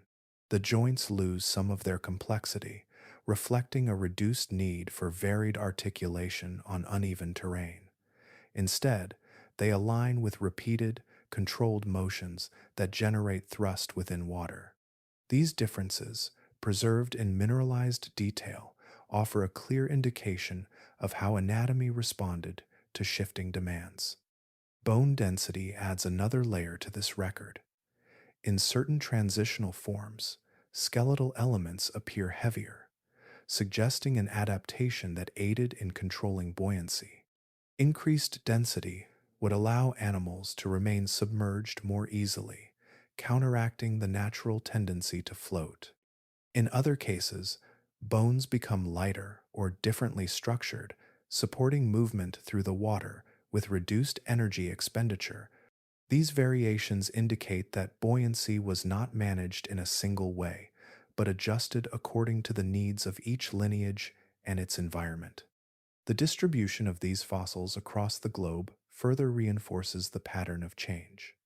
Remains of early marine reptiles have been found on continents that are now widely separated, reflecting a time when their positions were different and the oceans connected regions that no longer share direct pathways. This widespread presence suggests that the transition to aquatic life was not confined to a single location, but occurred across multiple areas where conditions allowed. By examining the layers in which these fossils are found, a timeline emerges that aligns with broader environmental changes. Earlier forms appear in sediments that indicate proximity to land, while later specimens are associated with deeper marine deposits. This progression mirrors the gradual movement away from terrestrial environments and into open water, captured not through narrative, but through the arrangement of rock and bone. Each fossil contributes a fragment of this larger picture. No single specimen tells the entire story, yet together they form a continuous sequence that reveals how adaptation unfolded. The changes in limb structure, bone composition, and distribution do not occur in isolation, but align with one another, creating a coherent pattern that reflects the movement of life across environments. Through these preserved forms, the return to the sea becomes visible in detail, not as an abstract idea, but as a series of physical transformations recorded in stone, each layer adding to the understanding of how bodies changed, step by step, across time. Not every lineage followed the same path when conditions began to shift.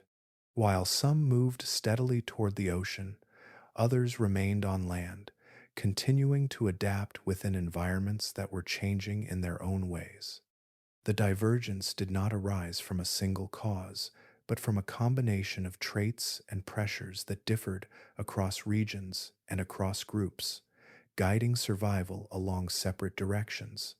Adaptability varied between lineages, shaped by their existing structures and physiological limits.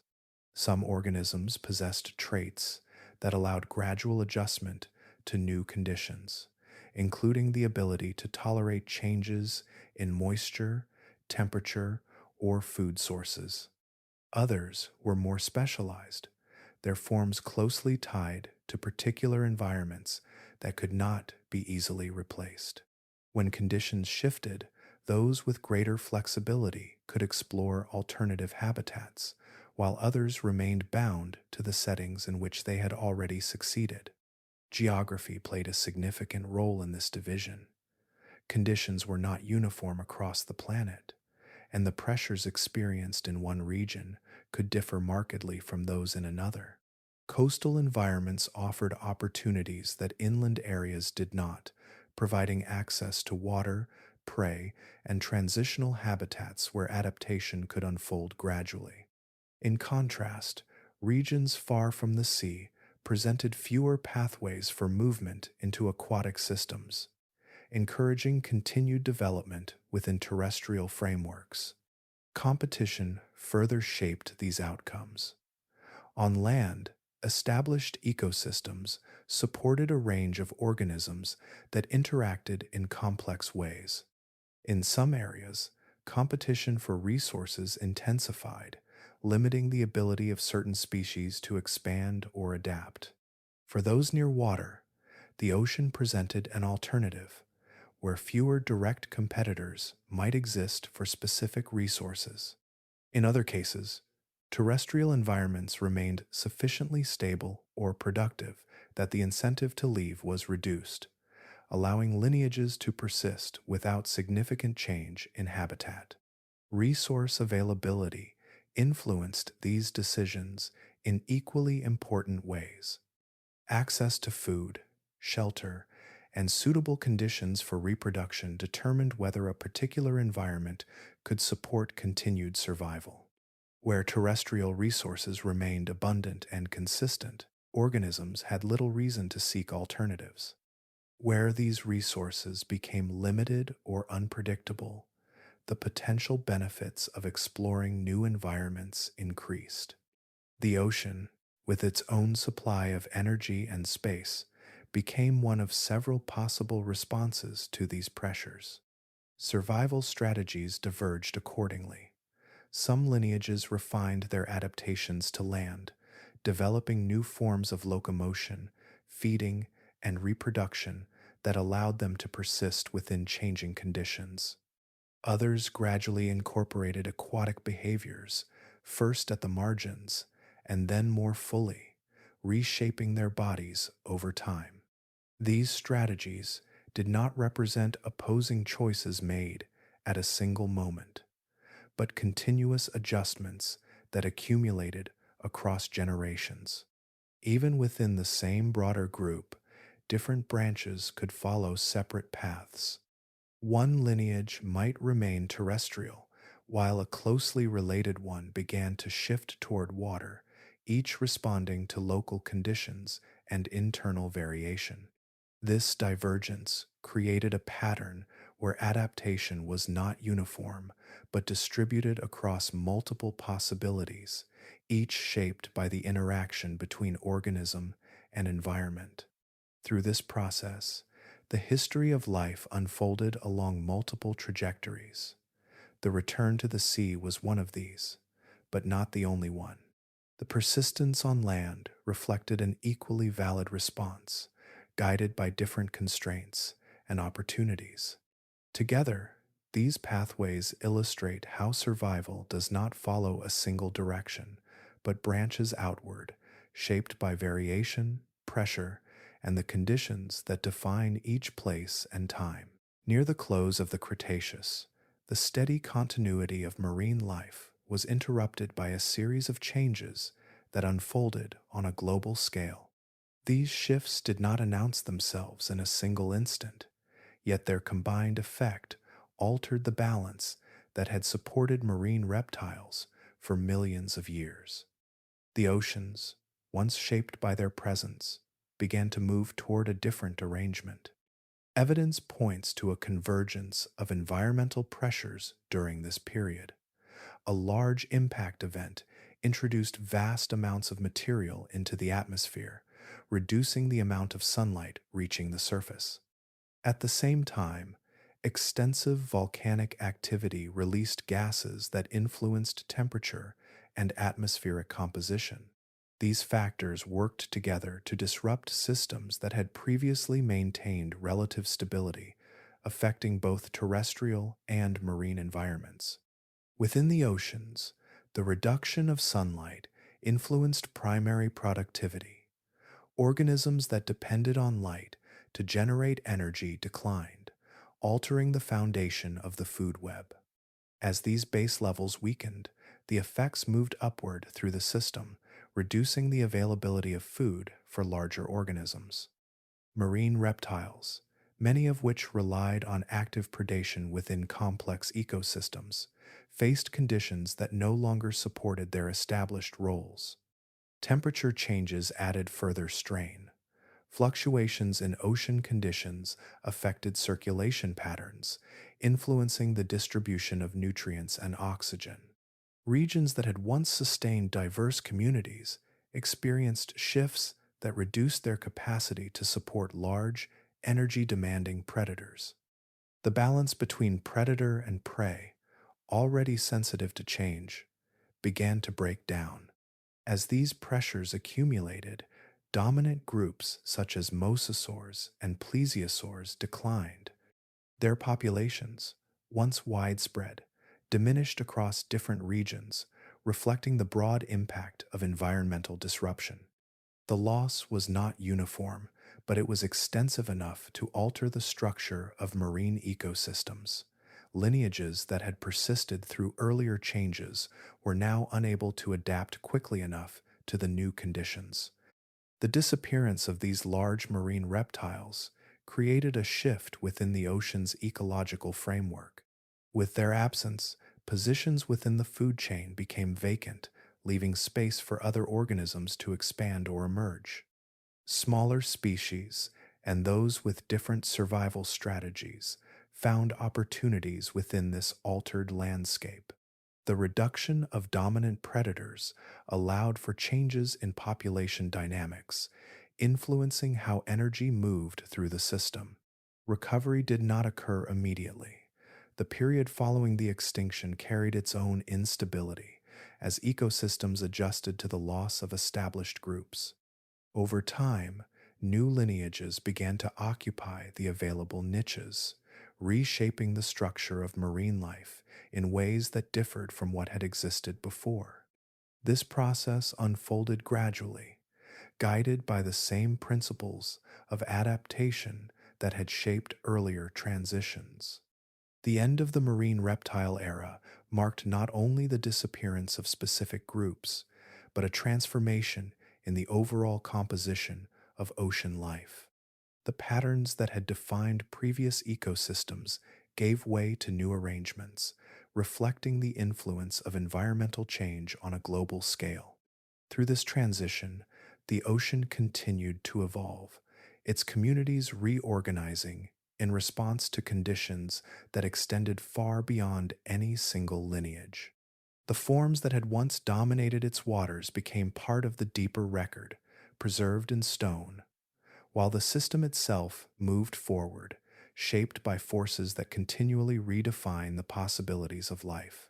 What remains after their disappearance is not silence, but influence carried forward in ways that are less visible yet deeply embedded within the structure of modern oceans. The forms that once moved through ancient waters are gone, yet the pathways they traced, the strategies they embodied, and the pressures they responded to continue to shape what followed. In the arrangement of present marine ecosystems, echoes of earlier systems persist. The roles once occupied by large marine reptiles have been taken up by different groups, each filling similar positions within the flow of energy. Predation, migration, and the balance between species unfold along patterns that resemble those established long before.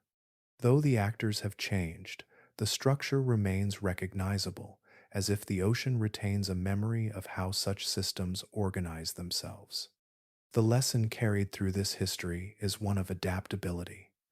Life does not remain fixed within a single form or environment, even when that form appears well suited to its surroundings. Under shifting conditions, traits that once defined success may lose their advantage, while others emerge, shaped by new demands. The transition from land to sea, repeated across distant periods and unrelated lineages, reflects this capacity to respond, not through sudden transformation, but through gradual, persistent change. These changes do not occur in isolation. Each adaptation connects to others, forming a network of adjustments that collectively reshape the organism. Limbs alter their structure, internal systems adjust to new pressures, and behaviors shift in response to different surroundings. Over time, these incremental modifications accumulate, producing forms that differ greatly from their origins, yet remain linked through a continuous chain of development. The ocean itself plays a dual role in this process. It is both a place of origin and a place of return, offering conditions that can support life when other environments become less stable. Its vastness provides space for expansion, while its physical properties guide the direction of adaptation. Movement within water requires particular forms, and so, across different eras, similar solutions emerge, shaped by the same constraints. At the same time, the ocean is not static. Its conditions change, influenced by factors that extend across the entire planet. Currents shift, temperatures vary, and the distribution of resources evolves over time. These changes ensure that even within this seemingly stable environment, adaptation remains necessary. Life within the ocean continues to adjust, just as it does on land, responding to pressures that are constant in their presence, though varied in their expression.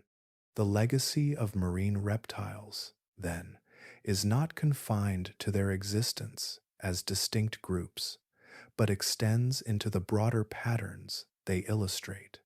Their history demonstrates how life navigates change, exploring different possibilities as conditions evolve. The return to water, seen multiple times across the history of life, reflects a recurring response to opportunity and constraint, shaped by the interaction between organism and environment. Through this lens, the ocean stands as both a beginning and a continuation, a place where life has repeatedly found new forms of expression. The traces left behind in stone are part of this story, but so too are the living systems that carry its influence forward, shaped by the same forces that once guided ancient lineages back beneath the surface. The path of life across Earth does not follow a single direction. It bends, pauses, and sometimes turns back upon itself, tracing routes that appear familiar, yet never identical. What seems like progress in one moment may shift into something quieter, a return shaped not by repetition, but by necessity.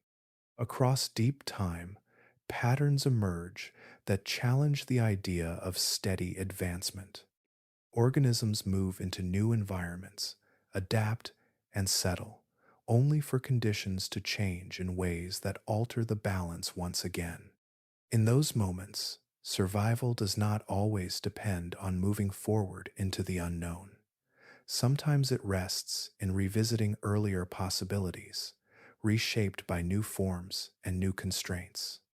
The return to the sea stands as one of these patterns.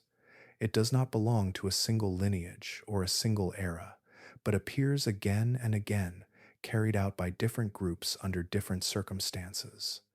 Each return is unique in its details, yet guided by the same underlying forces.